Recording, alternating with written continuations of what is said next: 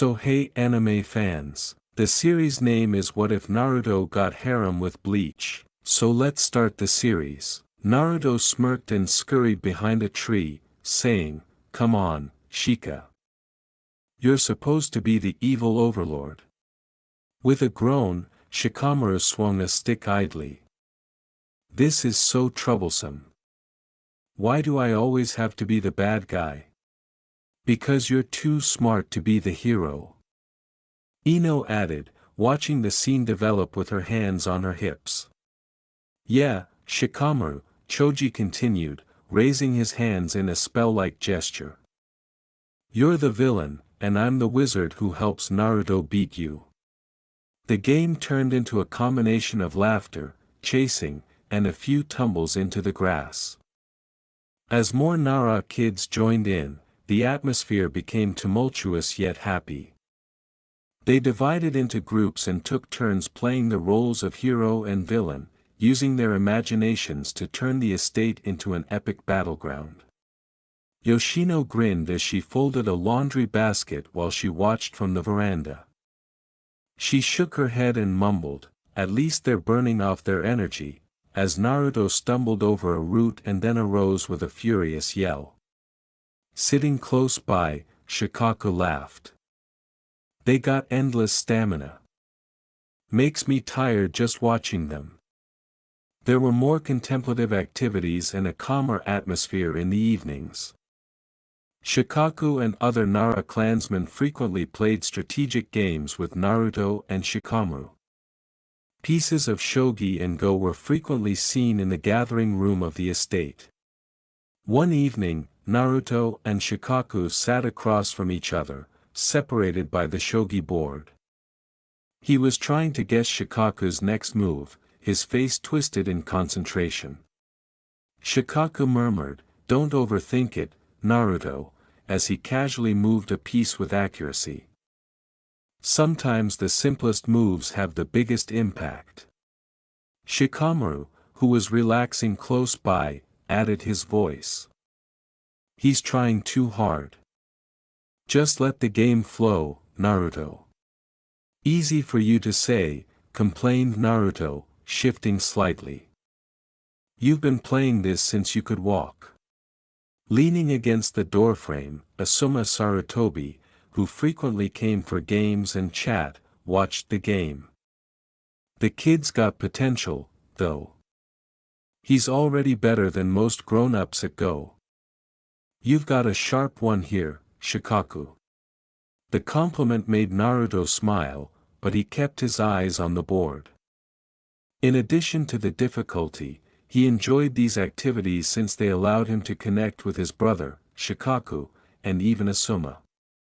Working out in the dark. When Naruto reached 6, his days consisted of more than just playing games. He started training in the clan's special shadow-based methods, just like all other Nara kids. Although the training was demanding and called for accuracy and patience, Naruto embraced it with his customary zeal. During a lesson, Shikaku clarified that shadow possession jutsu is about control, comprehending the flow of combat, and outwitting your opponent rather than using force. Naruto directed his chakra into Shikaku's shadow and imitated his hand signals. It moved slowly across the floor, aiming for a training dummy. "Steady," that Shikaku said. "Feel the connection. Don't force it, guide it." The dummy was grabbed by the darkness, and Naruto smiled triumphantly. "Got it." Shikaku remarked, "Good," and nodded. "Now do it 10 more times." Despite groaning, Naruto obeyed. Even though he was a relaxed person, he was committed to learning the method. Naruto frequently strolled through the village with Shikamaru, Ino, and Choji on the weekends. The four had a link as strong as that of any shinobi team and could not be separated. The streets were crowded with people going about their daily lives, including merchants and locals. However, the cheerful conversation dissolved into whispers as Naruto went by. That's him. The Nine-Tails brat. He's dangerous. Why does the Hokage let him run free? The weight of their glares and the implicit charges in their eyes was felt by Naruto. He remained silent, his face composed and unconcerned. The answers were already in the dreams he'd been having, the caged beast, the evil voice. He understood their hatred for him. He was unconcerned by it, though. If anything, it made him more determined to disprove them. With a gentle tone, Ino said, "You okay, Naruto?" He gave her a smile. "I'm fine. Let's keep going." Naruto was just as relaxed at the academy as usual. In class, he hardly ever raised his hand and frequently sat there seeming bored. His innate intelligence yet showed in unexpected ways. His teacher, Irika Yumino, was frequently caught between adoration and irritation. One day, Irika noticed the youngster staring out the window and said, "Naruto, are you even paying attention?" Naruto grinned lazily as he turned around. "Of course, Irika-sensei. You were talking about chakra flow, right? Then explain it to the class." With a dramatic sigh, Naruto explained everything clearly and succinctly, which caused his classmates to glance at him with a mixture of surprise and hilarity. Despite his aversion to competition, Naruto's laid-back demeanor concealed a smart mind that performed very well when it counted. Beyond their similar skills, Naruto and Shunsui were similar. Similar to his predecessor who wielded a Zanpakuto, Naruto had a playful side that occasionally came out in his dealings with other people. Although he wasn't overtly perverted, Yoshino was quick to pick up on the cunning looks he occasionally directed at the village's older kunoichi.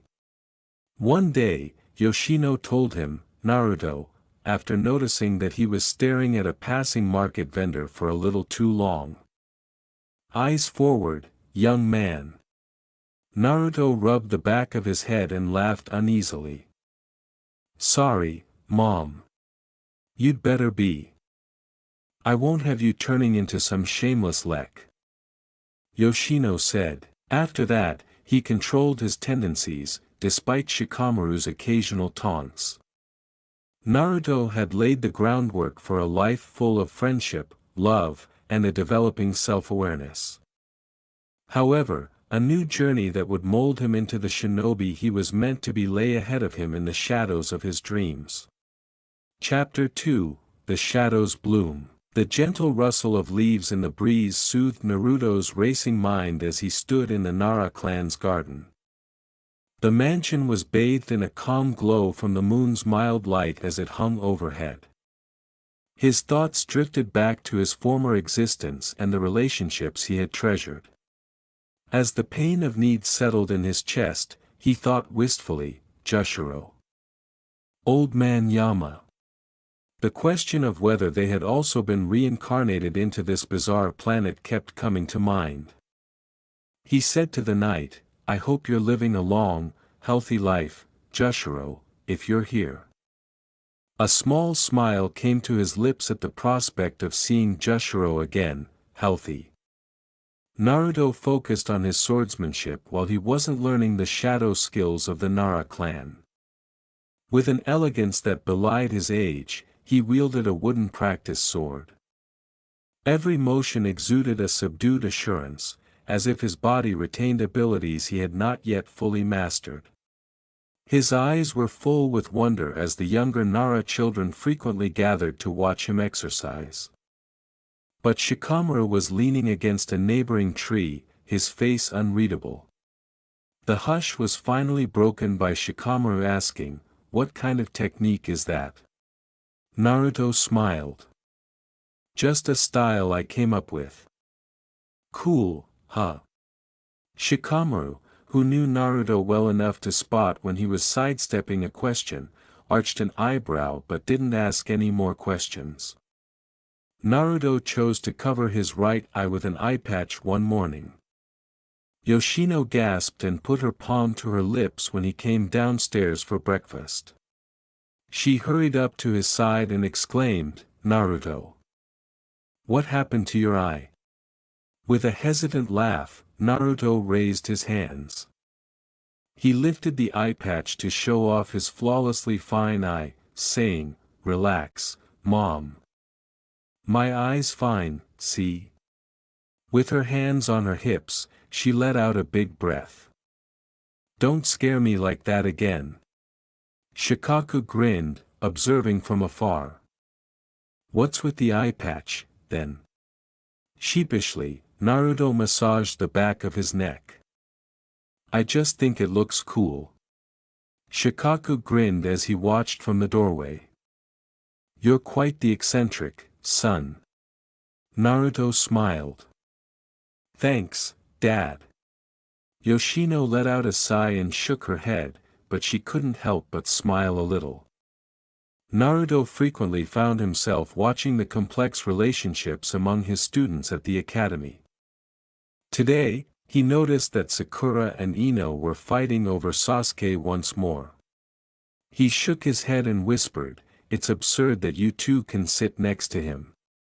Ino turned to look at him and snapped, "What did you say?" "Nothing," Naruto said, rolling his right eye and waving his hand lazily. Naruto saw Shino standing off to the side, looking at their group every now and again as the argument went on. He knew the child was interested but apprehensive because he had observed this pattern many times. Naruto said, "Hey, Shino," and gestured him toward him. Shino tensed up, obviously taken by surprise. "Come join us." Shino paused and looked at Hinata, who was standing close by. Naruto grinned broadly. "You too, Hinata. We don't bite." Hinata fidgeted, her cheeks flushed, but Shino nodded reassuringly before they both walked over. Naruto made it a point to include them in the discourse as they became comfortable. "So, Shino, any cool bug stories to share?" Even beneath his glasses, Shino's astonishment was visible when he blinked. "You, want to hear about my insects?" "Of course." "Bugs are fascinating," Naruto respectfully answered. As Shino started to describe his Kakachu's capabilities, his shoulders loosened a little. Despite her subdued demeanor, Hinata smiled gently, her eyes occasionally darting to Naruto. After several years, the graduation day finally came. Naruto joined his friends in celebrating their accomplishments. "Told you we'd pass," Naruto grinned. Shikamaru mumbled, "Troublesome," but there was a glimmer of a smile on his lips. Mizuki spoke to Naruto as they were leaving the academy, in a cordial but too friendly tone. "Naruto, can I talk to you for a moment?" Naruto looked at his companions. "Go on without me. I'll catch up." Mizuki offered Naruto a promotion to Chunin in exchange for retrieving the scroll. Despite seeing through the man's lie, Naruto pretended to be eager and played along. Naruto told Shikaku what was going on. Shikaku stated firmly, "We should report this to the Hokage." The response from Naruto was, "I want to handle it myself." Shikaku scowled.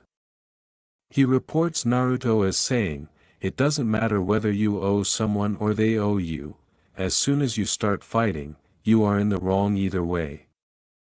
It's dangerous, Naruto. You've always said you hate fighting." With a solemn attitude, Naruto nodded and said, "Dad, I still think that. But sometimes, in order to defend what's important, you have to battle." After examining his kid for a considerable amount of time, Shikaku sighed and said, "All right, but I'm accompanying you." "Thanks, Dad." Naruto grinned appreciatively.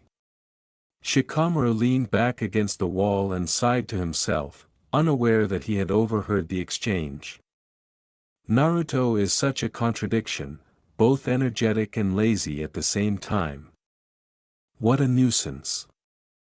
As night fell on the meeting spot, Shikaku stayed hidden in the shadows, his keen eyes scanning for any indication of danger, while Naruto stood in the clearing with his twin wooden sword strapped to his back.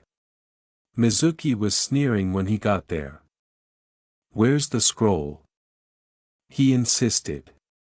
Instead of responding, Naruto crossed his arms while a sneer tugged at his lips. "Where is the scroll?" Mizuki reiterated, his voice brimming with frustration.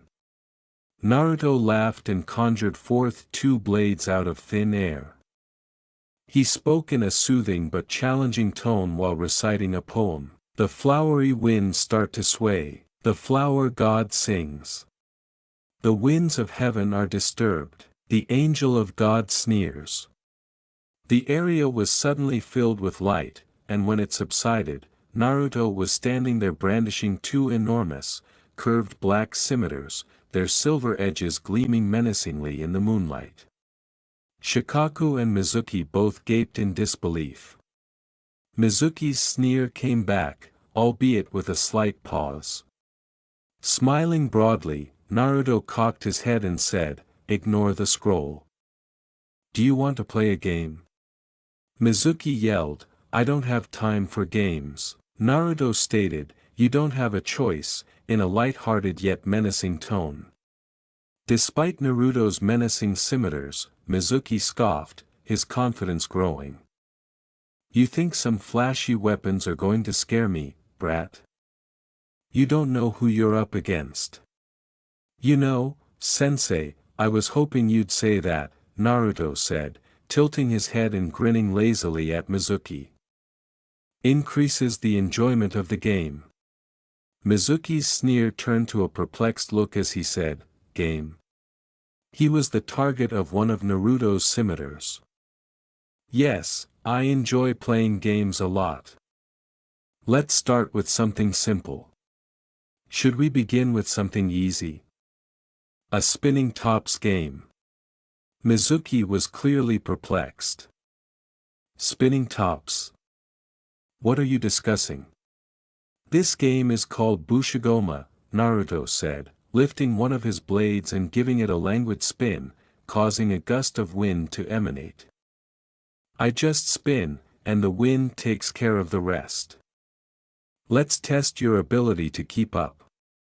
Naruto spun in position, his blades held at opposite angles, before Mizuki could react, creating two arcs of wind that swiftly combined into a vortex, creating a huge spinning circle of air. The wind howled as it came toward Mizuki, who just managed to jump out of the way. Mizuki shouted as he struggled to maintain his footing, his weapons ineffective against the strong winds, and the vortex changed direction in midair, closing in on him like a living thing, striking the ground close to him and exploding into a tornado-like maelstrom that dragged him into its clutches. Shikaku, who was hidden in the shadows, narrowed his eyes. Naruto learned this method from somewhere.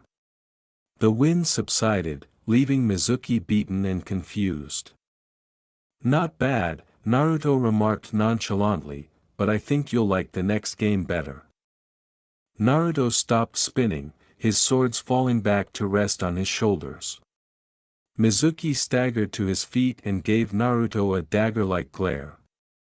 "Enough of your pointless games. Brat, I'll kill you."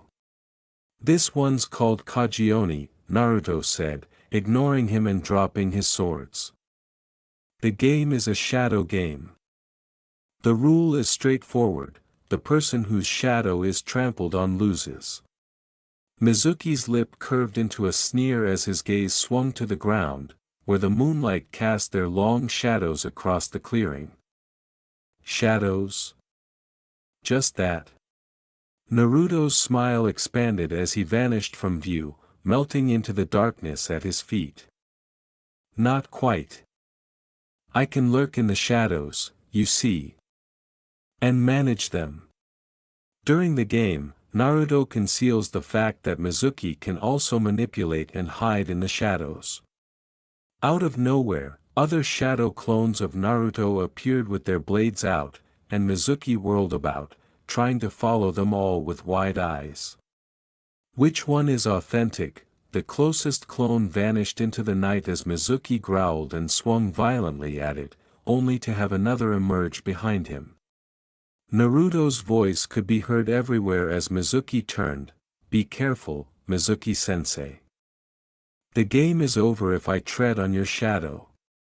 The real Naruto appeared out of the shadows, standing directly on top of Mizuki's shadow, and Mizuki snarled in rage, slashing at another clone, only to discover too late that his own shadow had started to spread unnaturally.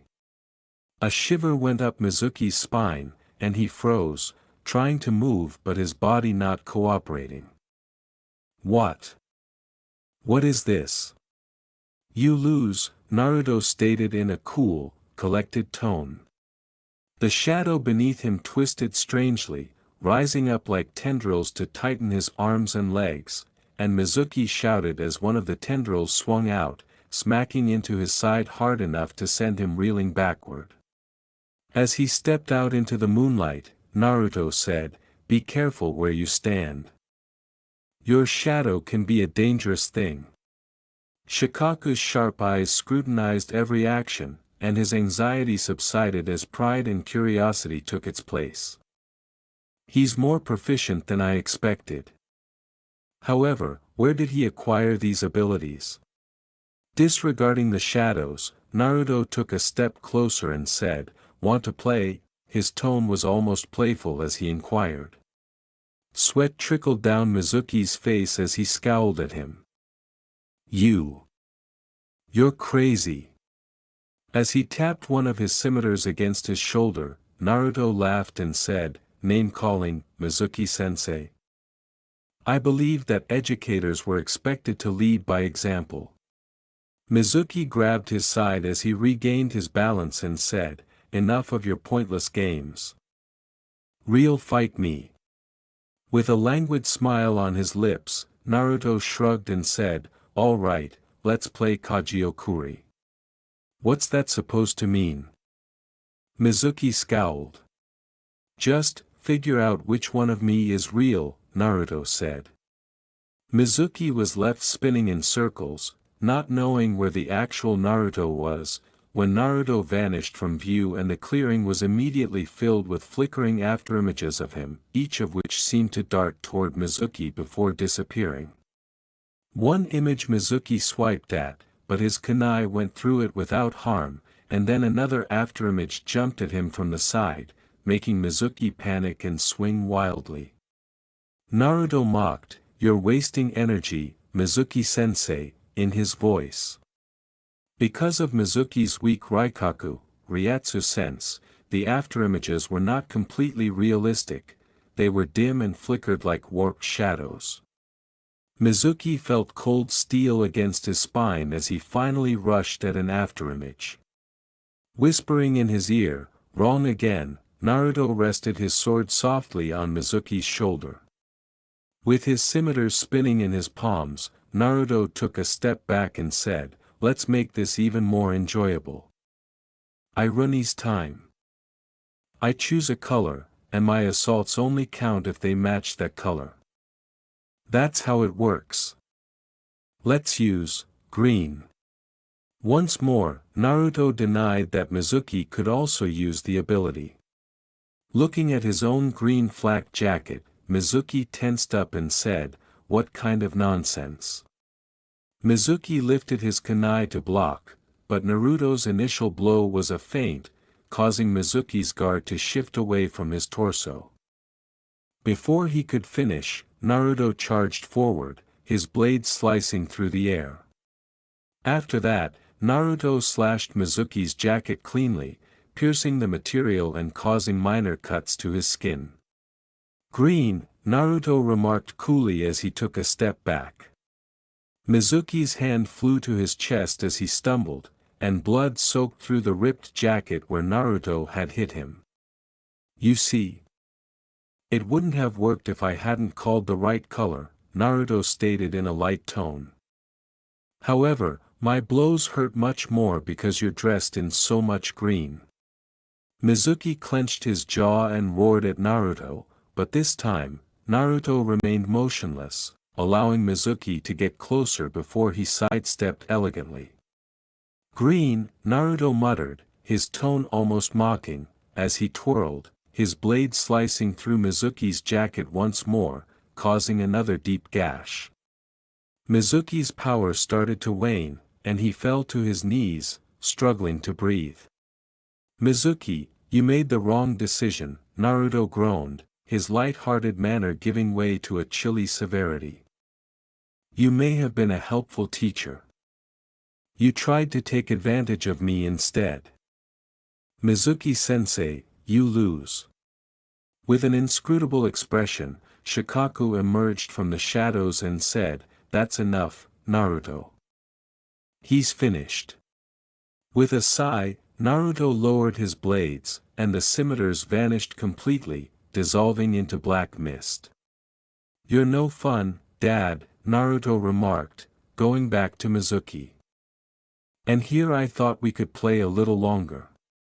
Mizuki fell, shivering in agony and terror. You're not a human." Naruto smiled again as he looked over his shoulder and said, "Maybe not.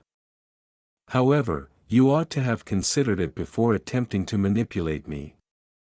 "Let's report this to the Hokage," Shikaku said, guiding Naruto away from the vanquished man with a strong hand on his shoulder. "For one night, you've done enough." With his typical easygoing manner returning, Naruto nodded and said, "Okay, but you owe me a game of shogi when we get back." With a slight smirk tugging at his lips, Shikaku sighed and said, "You're relentless, kid." The third Hokage, Hiruzen Sarutobi, glanced up from a pile of reports with a mixture of interest and worry as Shikaku's form flickered into the Hokage's office, followed by Naruto and the bound Mizuki. The room was darkened by the late hour. "Shikaku, why are you here at this hour?" Hiruzen's visage hardened as his gaze lingered on the muted Mizuki for a moment.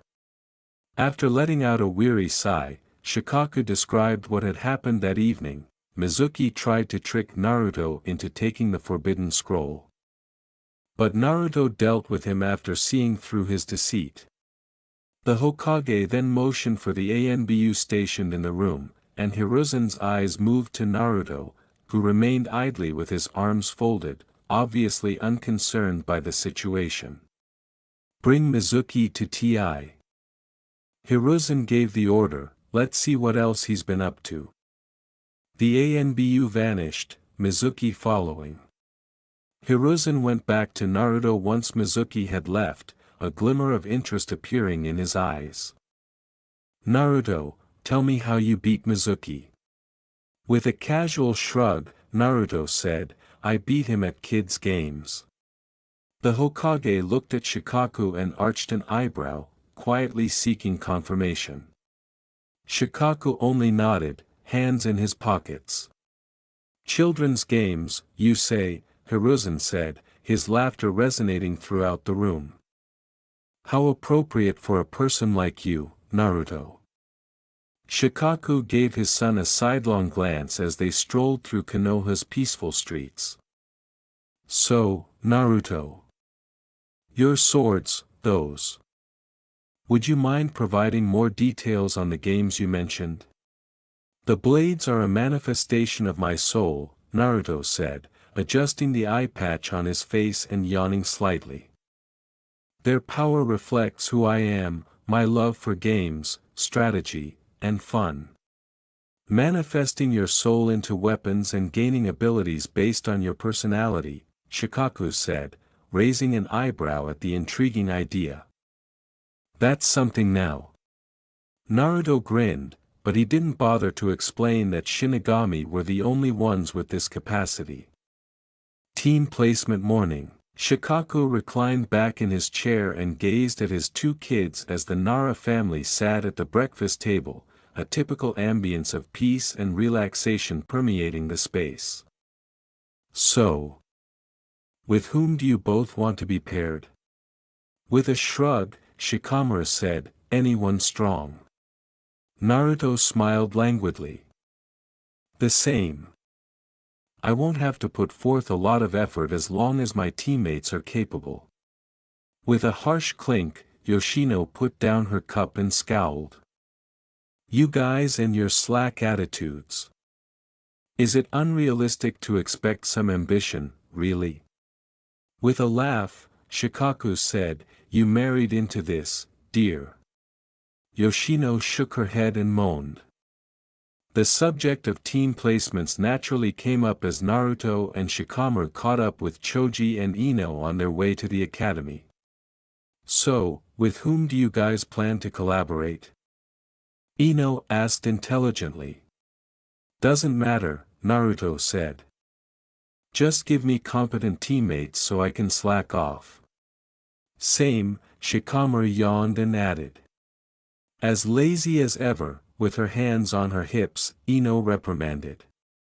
While eating a bag of chips, Choji grinned and said, I just hope I'm with you guys. In the academy, as Iruka walked forward to congratulate the kids on becoming genin, the classroom was alive with excitement. Now, on to the team placements, Iruka said, cutting off the conversation. Sasuke Uchiha, Sakura Haruno, and Naruto Nara make up Team 7. Kakashi Hatake will be your sensei. Leaning back in his chair, Naruto said, wonderful, childcare responsibility. Team 8, Hinata Hyuga, Kiba Inuzuka, and Shino Aburame. Kurenai Yuhi will be your sensei. Shikamaru Nara, Choji Akimichi, and Ino Yamanaka make up Team 10. Asuma Sarutobi will be your sensei. After 3 hours, when Kakashi eventually showed up, he strolled into the classroom and Sakura reprimanded him before he could say anything. You've been late for 3 hours. Naruto opened his eye blearily as the commotion woke him up from his slumber. Why is there so much shouting? On the rooftop of the academy, Naruto Nara, he murmured slackly when it was Naruto's chance to introduce himself. I enjoy games, Kaiten and Kayakatsu, my family, and friends. I don't like to fight. My dream? For there to be peace in the globe one day. Raising an eyebrow, Kakashi remained silent. Going back home, Yoshino was waiting for Naruto when he got home. How did it go? Leaning against the doorway, Naruto groaned and said, looks like I'm gonna have to carry my team. Frowning, Yoshino said, that bad? The following day, ground of training 7, when Sasuke and Sakura came, Sasuke's attention was caught by the 2 swords fastened to Naruto's belt. Naruto arrived first, used the chance to lay on the grass, and then left into dreamland. Why is this slacker even carrying swords? Intrigued, he mumbled. Hours went by before Kakashi finally showed up, and Sakura reprimanded him again, waking Naruto with her screams. The examination. Sakura and Sasuke glared at Kakashi as he outlined the exam and its requirements, claiming that he had deceived them into skipping breakfast. Naruto merely grinned as Kakashi questioned him about why he had eaten, saying, my mom told me to tell you that if you try pulling something like that again, you'll have a problem. Kakashi nodded rapidly and went pale. Following the removal of Sakura and Sasuke from the battle, Sasuke by Kakashi's Mole Jutsu and Sakura by Genjutsu, Kakashi awaited Naruto's next move. Then his book was torn from his grasp, and Kakashi hastily stepped back when he saw Naruto standing behind him, turning the pages. You've got good taste, sensei, Naruto said with a giggle. He was commended by Kakashi, who said, well, even a ninja needs a good hobby. The flowery winds become disturbed, the god of flowers sings, the heavenly winds become disturbed, the devil of heaven sneers, was the release command that Naruto uttered as he threw the book back and untrapped his blades. When the blinding flash of light subsided, Naruto was standing with two black curved scimitars. And Kakashi's face darkened. What are those? So, Kakashi-sensei, what are your thoughts on games? Naruto grinned. With an amused crinkle in his eye, Kakashi cocked his head and said, games? Well, they're entertaining. Up until you discover how much better your opponent was playing.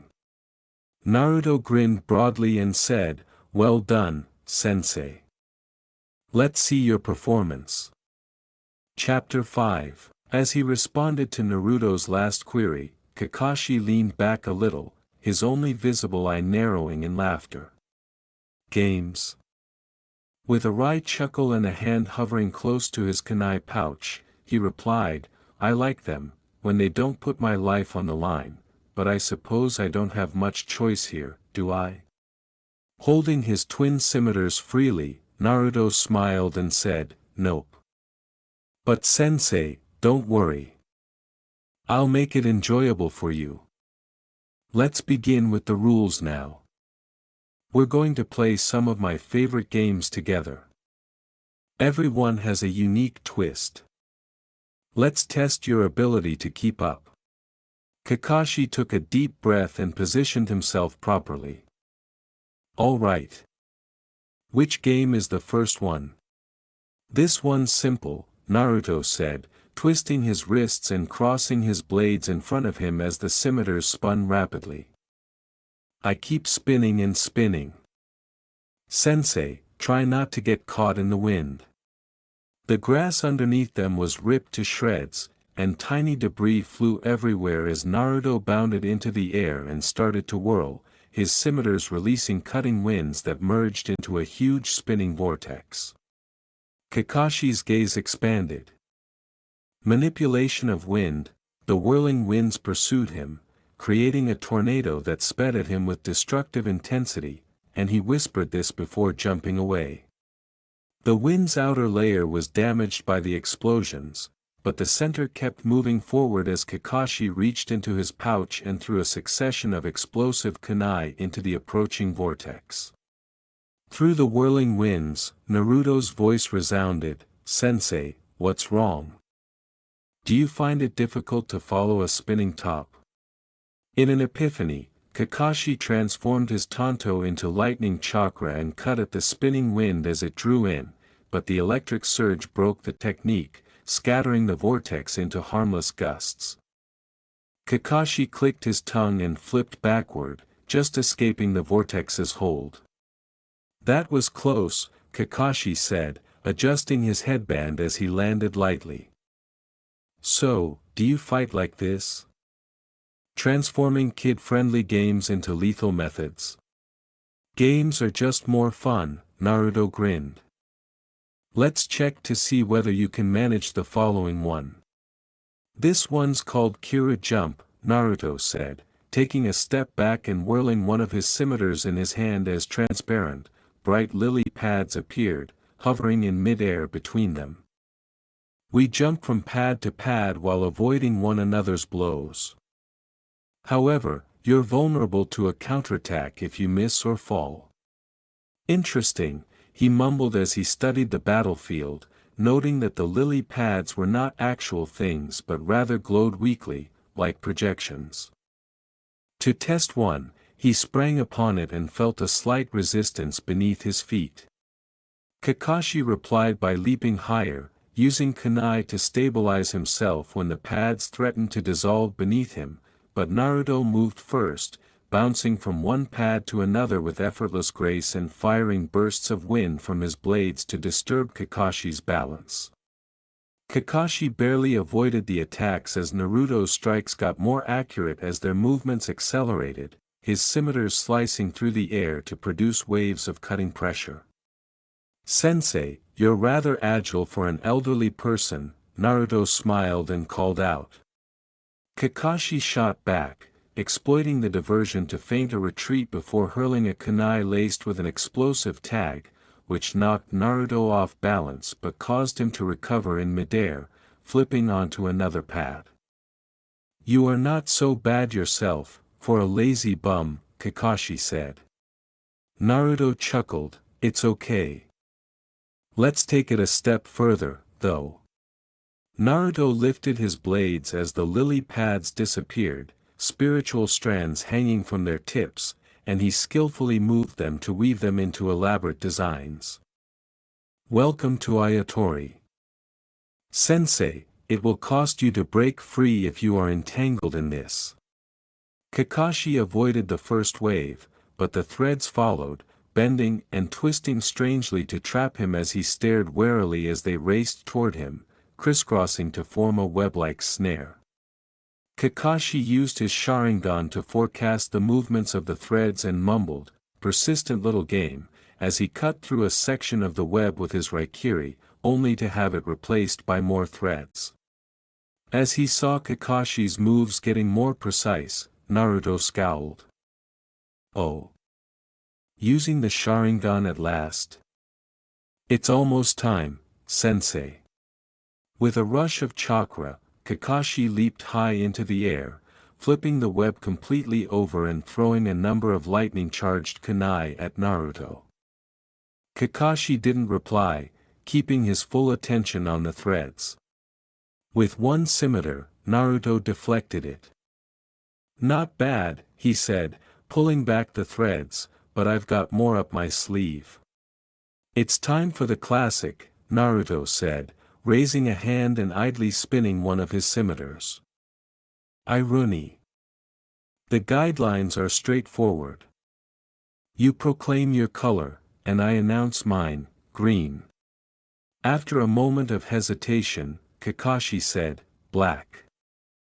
He cocked his head slightly and narrowed his eyes as he looked at Naruto. Naruto grinned broadly. "Wonderful decision, sensei. Now, keep in mind that damage is determined by the amount of the indicated color that we strike. You'll aim for my black, and I'll aim for your green." Kakashi moved into a low posture, his tanto shimmering with mild chakra, and nodded, his face impassive. With his twin scimitars tearing through the air, Naruto charged forward, aiming for Kakashi's green flak jacket, making the Jonin twist aside. Kakashi returned the favor with a tanto that slashed sharply upward, just missing the black trim on Naruto's sleeves.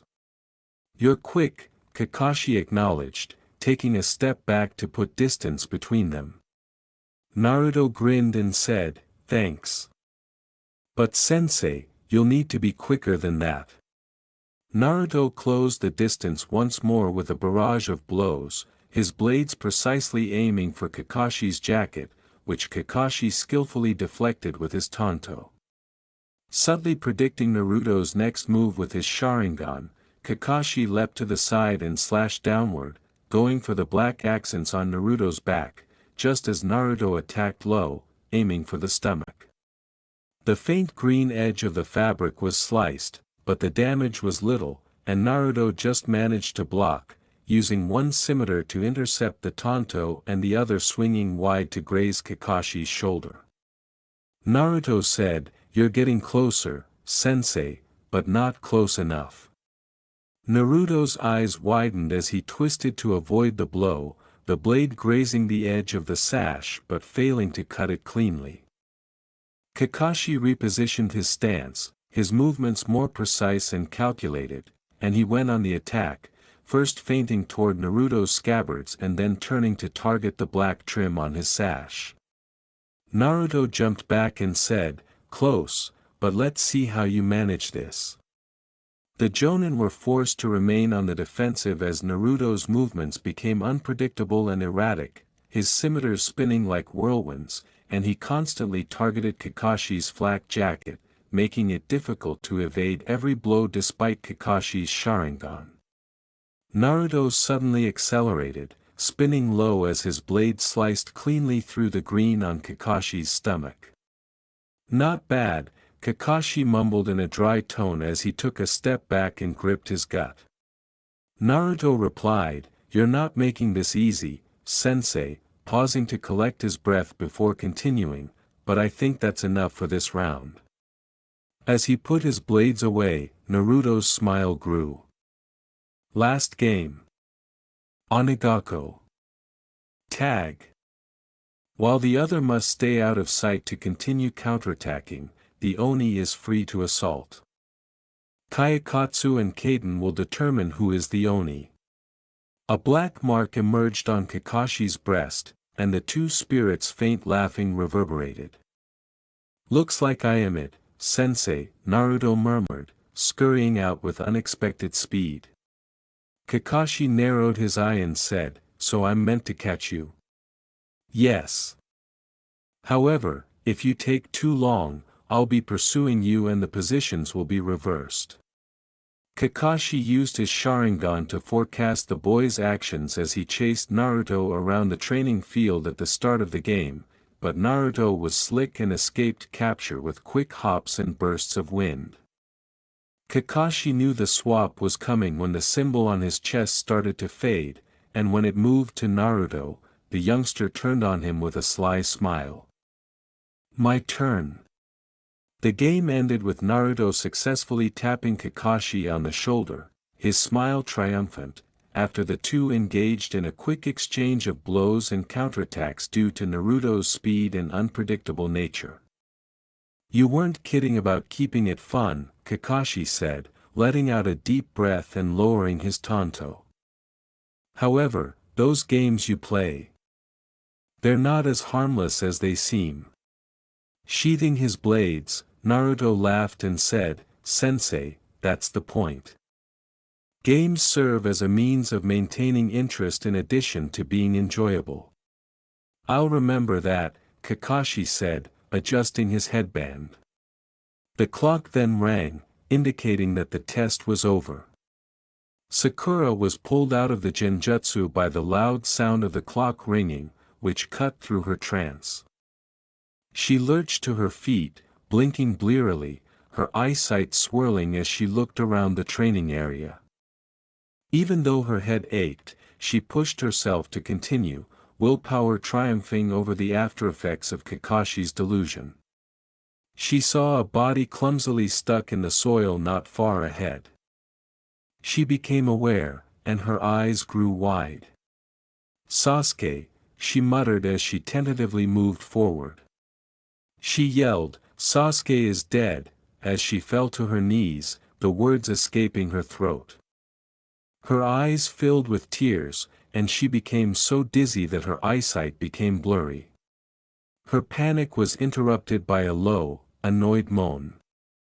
Sasuke said, "Dead? Are you an idiot? Dig me out already." Sakura's face regained its color as she froze. With a mixture of relief and embarrassment, she stumbled, "Why, you're alive." He glared at her and exclaimed, "Of course, I'm alive.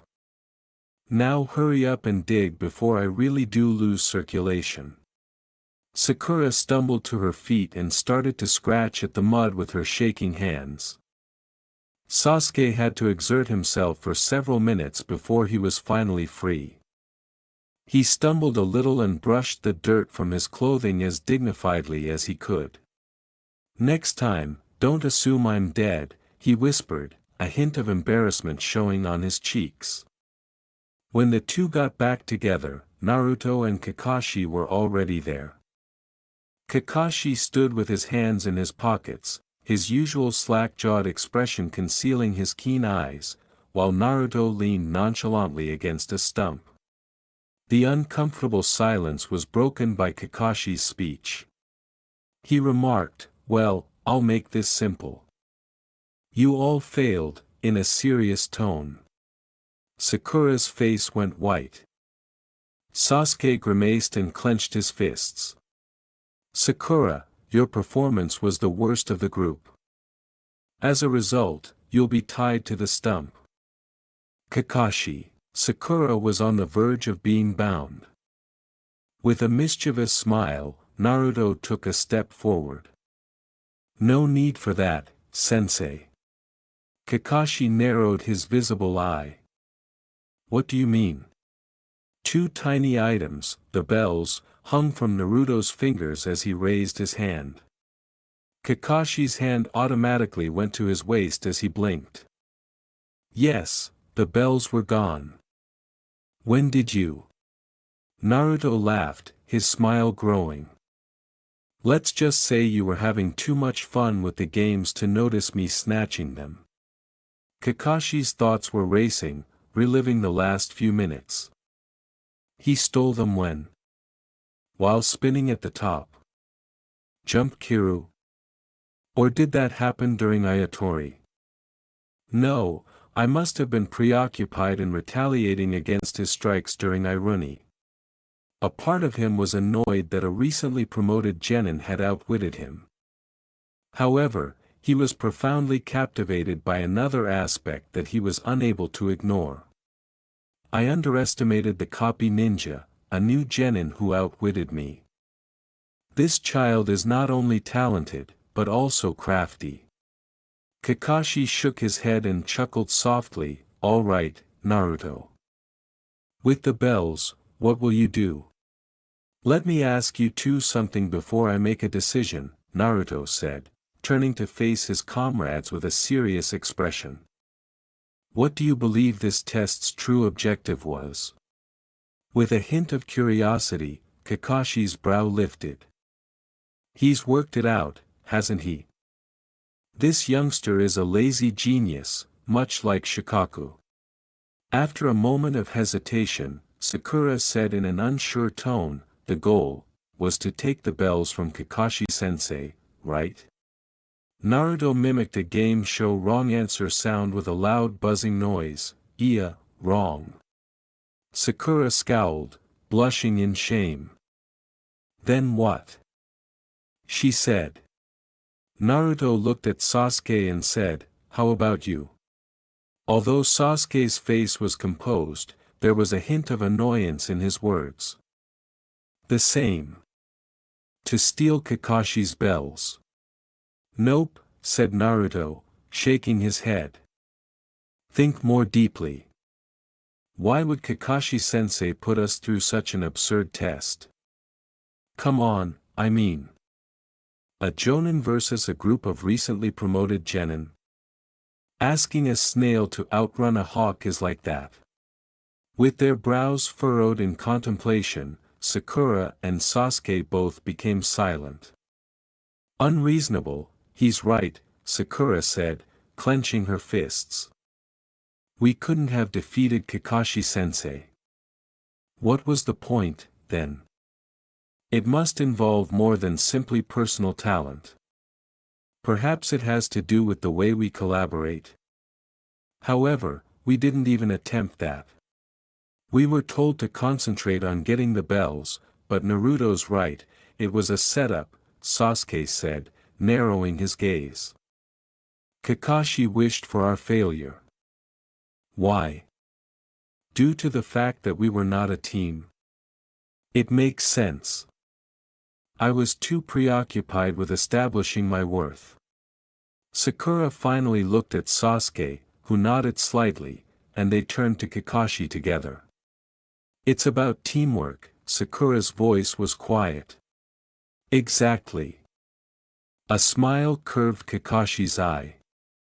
This test wasn't about your individual skills or how strong you are, Kakashi said, crossing his arms as his tone became serious. It has to do with cooperation. You will fail on missions if you do not cooperate. Additionally, losing a buddy might occasionally result from failure, which goes beyond simply botching a mission. He took a moment to process what he had said. In this world, those who break the rules are considered scum, he said.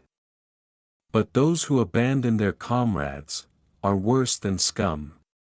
Sasuke's jaw clenched, his eyes fixed on the ground, while Sakura looked down in embarrassment, while Naruto stood erect, his face unreadable. Stepping forward, Naruto broke the silence and said, Then let's do it over, sensei. What? Kakashi blinked. With a determined tone, Naruto remarked, let's retake the test. This time, we'll collaborate. No selfish behavior, no solitary acts. Simply teamwork. Sakura and Sasuke gazed at him, a look of surprise on their features, and nodded slowly. Kakashi crinkled his eyes and laughed softly, saying, Naruto, you're a fascinating person. Okay. Let's try again. The group then readied themselves for a new beginning. At home, when Yoshino inquired about the test's outcome, Naruto filled her in on everything. In the Hokage Tower, when the last Jonin completed reporting to the Hokage whether their teams had passed or failed, all eyes were on Kakashi, whose findings were the most expected because he had a history of failing every team he tested. The third Hokage, Hiruzen Sarutobi, motioned Kakashi to speak. Team 7 passed. Kakashi replied, his trademark eye smile still firmly in place. The chamber echoed with a collective gasp, and the other Jonin exchanged disbelieving glances. Kakashi's team had passed. That was almost unprecedented.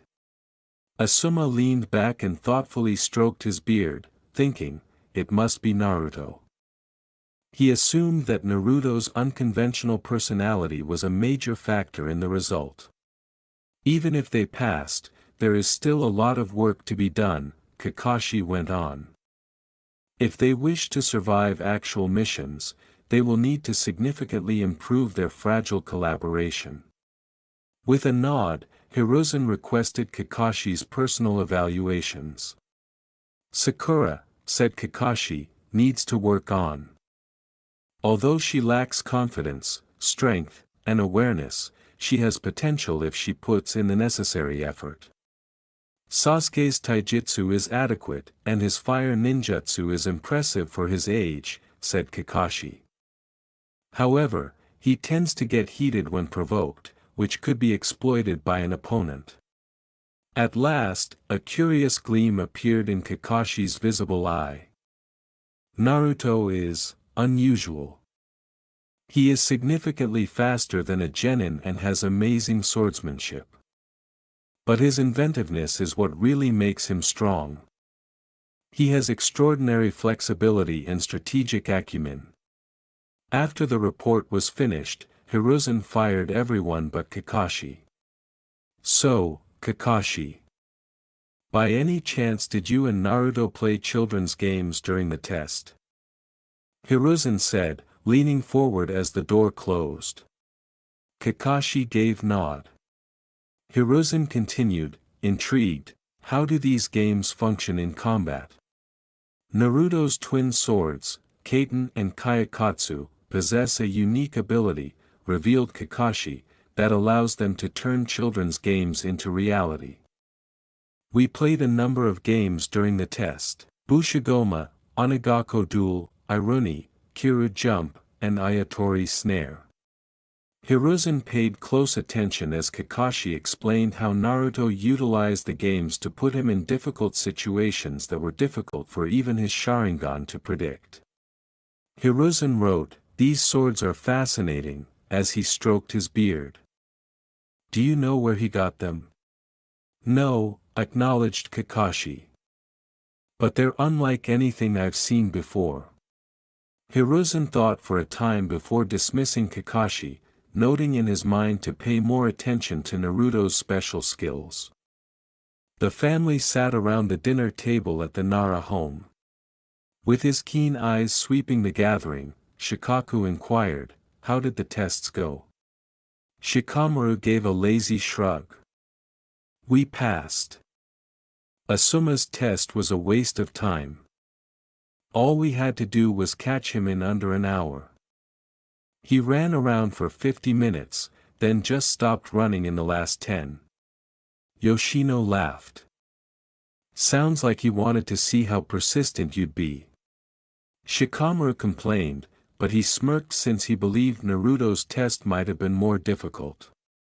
As Naruto took his chance to speak, he stated rather plainly, "We failed. You failed to work together." Shikaku said. Naruto gave a nod. Shikaku questioned, "You fought Kakashi, didn't you?" Once more, Naruto nodded. A knowing smile curved Shikaku's lips. "And who won?" The response from Naruto was, "We called it a draw." Shikaku laughed. "Better luck next time. Lucky Naruto is returning to the academy, while I am stuck with ninja duties. What a drag." Shikamaru thought jealously. Telling Naruto to stop playing, Yoshino laughs. Naruto explains that they were granted another opportunity to take the test. Shikamaru mumbled, "Troublesome," but his disposition had clearly improved. At least he wouldn't have to face it alone if they both passed. Chapter 7. A few days later. A mythology that originates in the Fire Nation's capital itself permeates the entire community. The wind howls due to its yowls. Numerous faces have been clawed up by its claws. After dealing with this monstrous ball of brown fur with a crimson ribbon around its right ear, most ninjas look like hell. I'm referring to Tora, an elderly cat that hisses and causes chaos in Konoha every Monday through Friday between 9 and 5. Sakura and Sasuke reluctantly started looking for Tora when Team 7 was given the assignment. As usual, Kakashi remained in the background, but Naruto completely vanished. Rewind. Naruto followed yowls and faint scratching as he made his way through the village's more sedate areas. At last he saw Tora sitting on a fence, her fur standing on end. "Hey there," Naruto murmured. Tora unshed her claws and growled at him. Naruto went on, his tone steady, "Calm down. I'm not here to hurt you." He held out his hand slowly so as not to surprise her. Tora gave him a skeptical look, but she relaxed when she heard his voice's gentle rhythm. Naruto took a tiny piece of dried fish from his pouch that he had earlier stolen from the kitchen. His words were, "Here. Peace offering," and he tossed it softly. Tora smelled and walked slowly closer. She looked at him with a glimmer of interest as she quickly finished the fish. Naruto allowed her to eat from his palm as he extended another piece. Tora eventually calmed down enough to climb into his arms. The end of the flashback. Regarding the Hokage monument, Naruto sat on the Hokage monument, caressing Tora and looking out over the village while Team 7 carried on their quest. Sakura's voice exploded with frustration when he finally answered his earphone. Sakura chewed him out when he returned to them, and Sasuke's glare might have charred him. "Did you sense the cat's distress?" Kakashi laughed. Notwithstanding his comrade's perplexed expressions, Naruto nodded. Sakura and Sasuke flinched at Madame Shijimi's crushing embrace of Tora at the Hokage Tower. Now they knew exactly why the cat fled. Naruto said, "Madame Shijimi, may I have a word, with grace?" Madame Shijimi answered, "Oh, but of course. Anything for the ones who brought back my precious Tora-chan." When the squeezing ceased, Tora exhaled in relief. "Well, this is about Tora. She feels that her home life is, well, for a lack of a better word, bad. I don't know what exactly she doesn't like about it, but I would recommend that you try and find out so that Tora no longer feels the need to run away from you all the time." Naruto clarified. Shijimi squeezed Tora once more and said, "Oh my Tora-chan. I am so sorry if I have been mistreating you in any way. Just let me know what is wrong and I will fix it immediately." As Naruto said, Madam. I think I know what keeps making Tora run. He began to perspire. Ever inquisitive about what she does to support her Tora, she asked, "Oh. And what would that be, young man?" Naruto gestured to the cat whose eyes were bulging out and said, "Don't squeeze her so tight. She looks uncomfortable." As she released her hold on the cat, Shijimi exclaimed, "Oh Tora-chan. I am so sorry." Tora nuzzled against her owner as soon as she relaxed into her grasp. "Thank you, young man, I hope to see you again in the future." Hiruzen, watching the conversation, couldn't contain his laughter. Silently happy that Tora's reign of terror could finally come to an end, Kakashi offered Naruto a discreet thumbs up. A few days later, the inner world of Naruto. The scene was stunning, with undulating stretches of bright green grass extending in all directions and interspersed with beautiful flower beds that swayed subtly in an invisible wind. The horizon was framed by towering trees, their leaves quietly murmuring to the wind as though they were sharing secrets.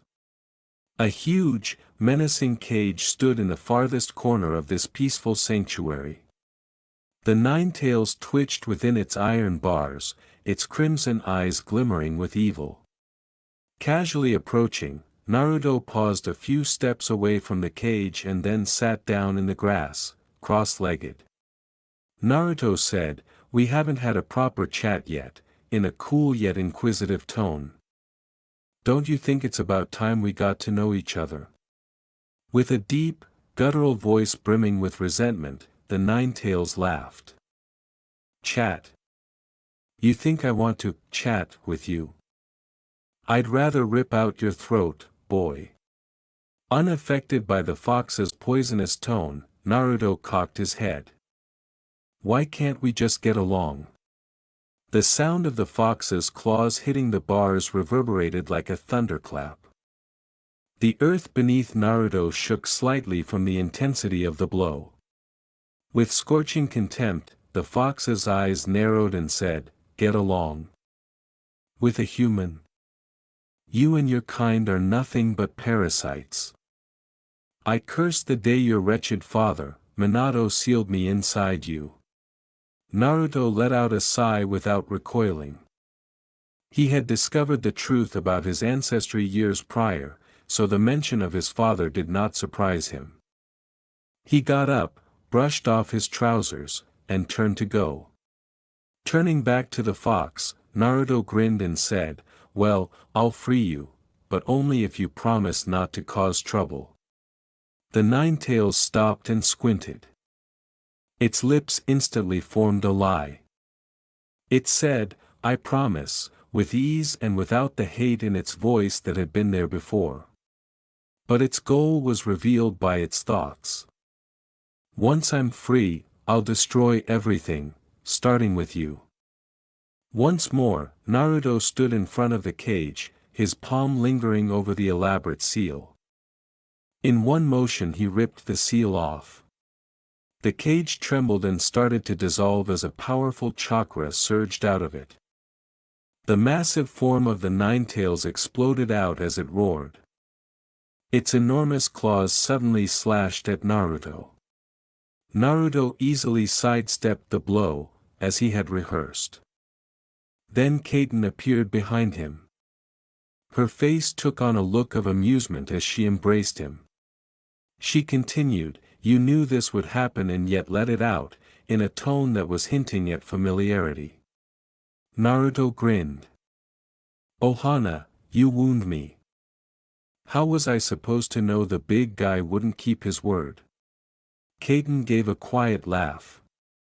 "Because, Naruto-kun, you're as clever as you are reckless." As Kaiten and Kayakatsu were untrapped from Naruto's waist, Kaiten's shape dissipated and she disappeared. With a thunderous roar, the nine tails roared back. The silence was broken by the sound that echoed through the inner world. Trees were uprooted and the flower fields were torn apart as a powerful shockwave swept forth. Using Shunpa, Naruto jumped into the air and hovered over the devastation. He waited patiently for the beast to end its rampage, his blades gleaming in the broken light.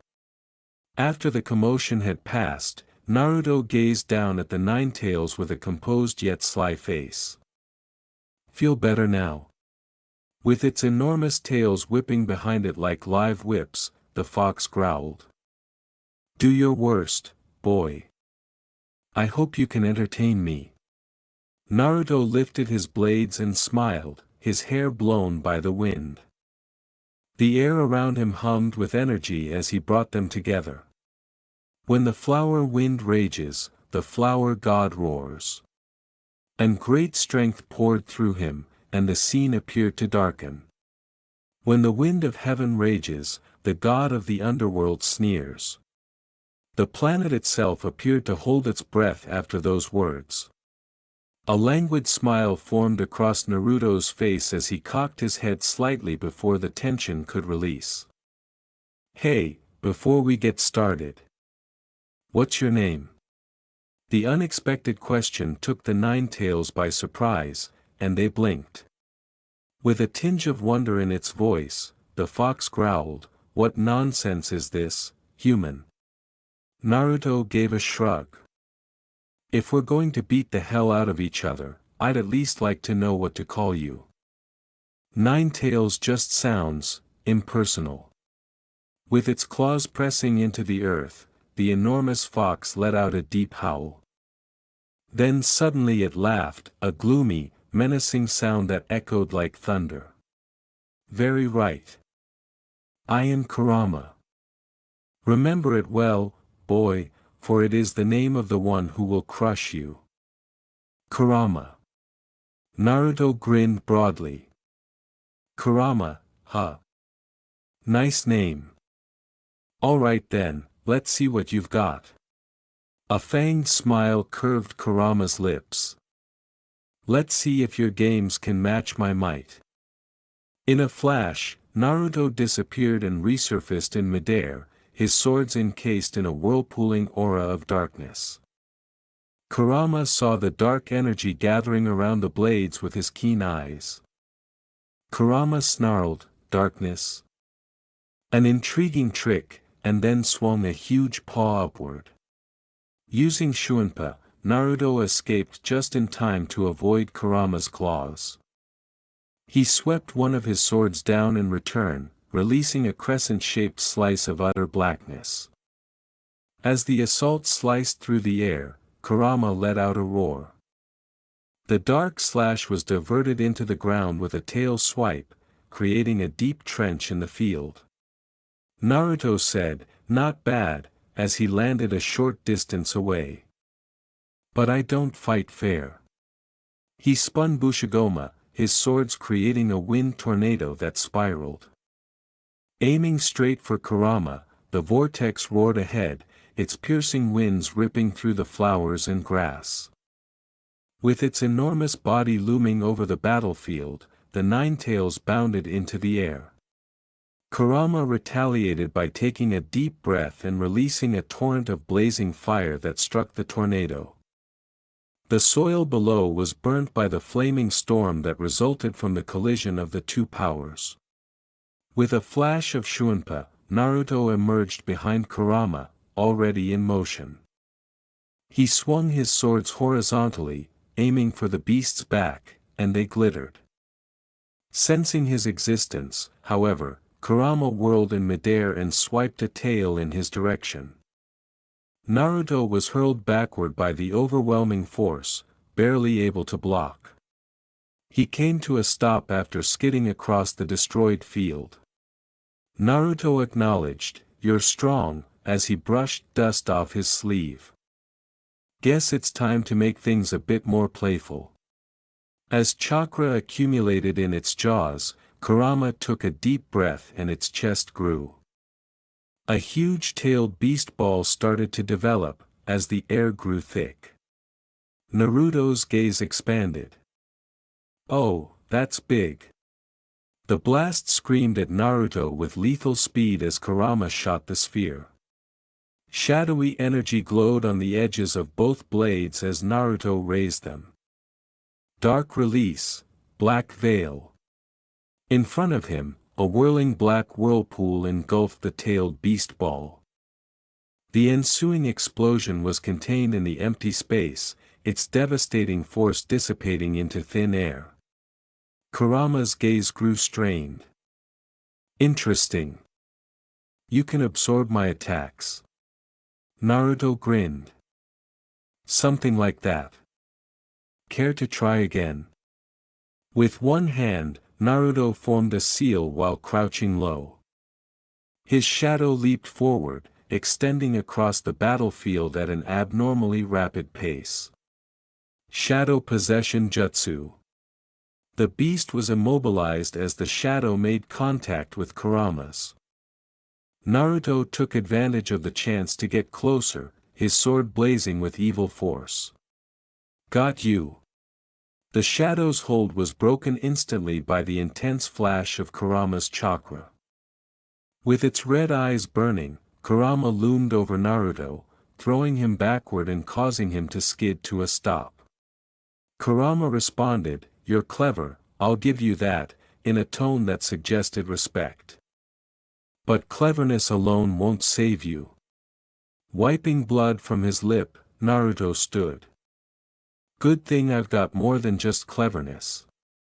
As glowing cards with poetry lines printed on them appeared in the air, the field started to transform. Intrigued by the abrupt change in environment, Kurama inclined its head. This thing demanded, "What is this?" "A little game of Karuta," Naruto said in a light-hearted manner.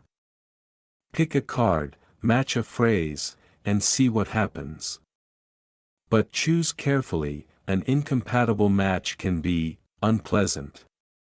Kurama snarled but complied. One of the cards that was hovering was swiped at by its tails. In a burst of light, the selected card broke apart, exposing a beautiful poem. Beneath the moon's embrace, shadows dance in fleeting grace. Curiosity shone in Kurama's eyes.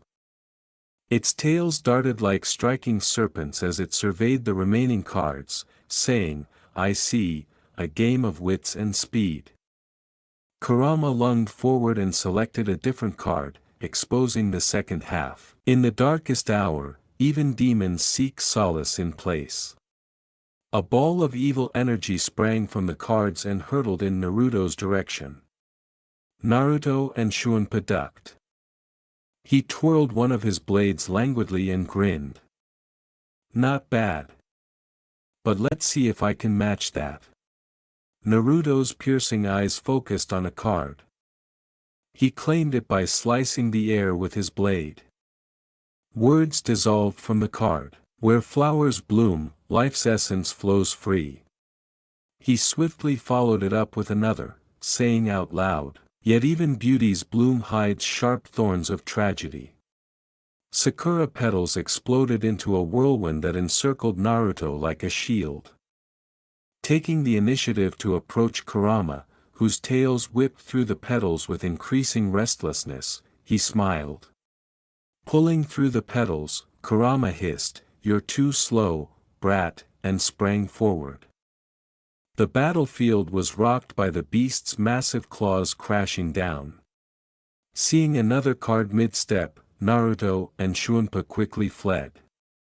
With skill, he grabbed it and read its line out loud. "In fire's grasp, resolve is forged unyielding." "I will take that match," roared Kurama behind him, and a tail sprang at a glowing card, grabbing it before Naruto could. And from ashes, the phoenix claims its gilded wings. A massive blast of flames was caused by the matched set, and both fighters jumped back to escape the conflagration. The field was charred by the ensuing flames, and embers were seen flickering in the wind. Naruto said, "Nice timing," as he landed with ease. Kurama narrowed its red eyes and huffed. "Your games are far more entertaining than expected. Let's raise the stakes." As the remaining cards raced in the air, their movements became irregular and shimmered.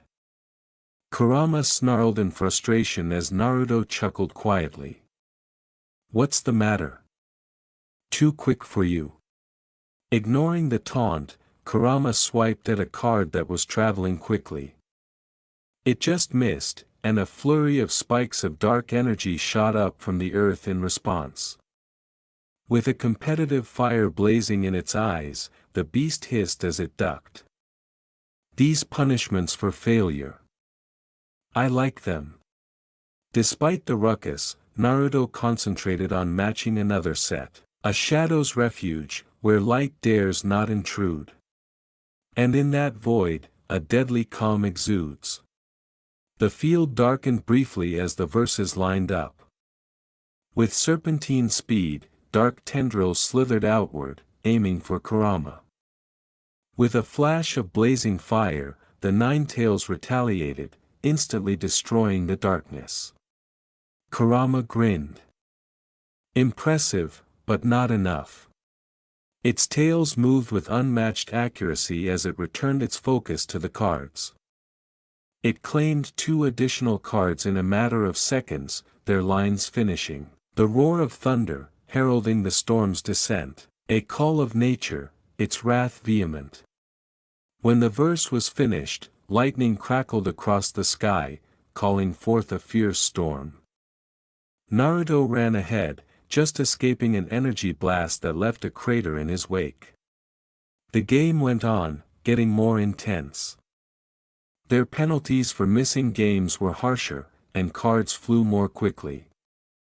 Each move was a complex ballet of reflexes and wits as Naruto and Kurama matched verses with increasing speed and slyness. When Naruto said, "Not bad, big guy," he laughed. But let's not forget who's better at games. The battlefield reverberated with Kurama's thunderous laughter. "We'll see about that, brat. This game is far from over." As he spoke, Naruto reappeared above it, his blades now gleaming dimly. "Alright, big guy. Let's try this, Irony." "Vermilion, red-orange," yelled Naruto. With crushing force, Naruto delivered his next blow. The beast gave a pained snarl as the sword's attacks, strengthened by Irony's regulations, went deep into Kurama's flank. Kurama growled, swiftly grasping the game's rules. A sly smile twisted its lips. It yelled, "Pink," aiming for Naruto's robe. Though it only touched Naruto's shoulder, the subsequent blow from Kurama's claw sent him reeling backward with unexpected ferocity. With a wince, Naruto gripped his side. "Muted, clever fox," he said. "But let's not forget. I don't play fair." The battlefield became increasingly chaotic as the two engaged in numerous battles. Naruto delivered crushing punches with his strikes. In retaliation, Kurama delivered crushing blows that left Naruto panting for air. In its jaws, Kurama charged a supercharged tailed beast ball. The battlefield was bathed in a violet glow as the whirling ball of unprocessed energy expanded to enormous proportions. "Let's see if your black hole can withstand this, Kurama." When the tailed beast ball struck the black hole, a tremendous shockwave was produced that ripped through the terrain. Both fighters held their ground, bruised but unflappable, as the dust from their most recent battle settled. With a sly smile, Naruto spun his blades in preparation for the next battle. "Still having fun, Kurama?" Kurama's lips curled into what might have been a grin as it snarled. "More than I expected, brat. But this is far from over." Chapter 9. The fight of titanic forces had left the flower-strewn battlefield in ruins, charred and broken. Naruto remarked, "Well, Kurama, you're as stubborn as they come," with a wry smirk on his lips. "Guess I'll have to stop holding back." "You've earned it." Kurama snarled, its red eyes blazing with savage ferocity. If you still have strength left, brat, show me. But know this, I will not fall. With both blades in front of him, points pointing down, Naruto closed his eyes and let out a big breath. His typical lightheartedness was replaced by a melancholy aura. His voice had the weight of finality even though it was quiet, even melancholy. Shadows dance in sorrow beneath the dying trees, a story about lovers caught in the harsh trap of fate. Karamatsu Shinju, please come forward and weave the last play. Where all light deteriorates and happiness turns to grief. Bankai. Dark as the abyss, black tendrils shot out of Naruto's body, twisting and curling like ink on paper. The skeletal shapes of pine trees were formed by the tendrils reaching into the air. Two dark creatures appeared behind him, their shapes vague yet eerie, like though they were taken from some ancient, terrible legend. His Zanpakuto was embodied by these ghosts of Kayakatsu and Kaiten, whose mute eyes were filled with a foreboding aura. There was a chill in the air, and the battlefield changed. The sky turned an unsettling shade of yellow, with what seemed like the paneling of a theater stage on top, while the once bright hues of the flowers and grass transformed to a dreary gray. The air was heavy with dread, as though the fundamental foundation of hope had been taken away. With the weight of this new power bearing down on it, Kurama squinted. With a hint of uneasiness in its voice, Kurama questioned, "What trickery is this, brat?" Naruto opened his eyes with a solemn seriousness in place of their typical humor. "This isn't trickery, Kurama. This is my Bankai, Kaiten Kayakatsu, Karamatsu Shinju. A tragic tale we're both bound to play out until the curtain falls. Ikaden, Wakachi no Tamaraikizu." First act, apportionment of wounds and hesitancy. Slowly but deliberately, Naruto took a step forward. He whispered the poem. The wounds on his partner's body show up on his own as if to participate in his pain. Unfortunately, he is unable to pass away from those injuries. Kurama sensed the change instantly. One huge paw swung down at Naruto with earth-shattering ferocity as it bared its fangs and lunged. After dodging with Shuinpa, Naruto reappeared next to the beast's flank and used one of his blades to strike upward. Kurama's side had a severe gash from the cut, but at the same time, Naruto's torso developed a similar wound, with blood leaking through his kimono. Kurama snarled in pain and bewilderment. "You are hurting yourself, brat." With a nasty laugh, Naruto gripped his side. "That's the beauty of this act. Every wound we inflict on each other is shared. And no matter how deep the cut, neither of us can die, yet." Kurama's tails whipped forward in a flurry of blows as it roared in defiance. With his swords blazing, Naruto swerved between them and swiftly sliced Kurama's body.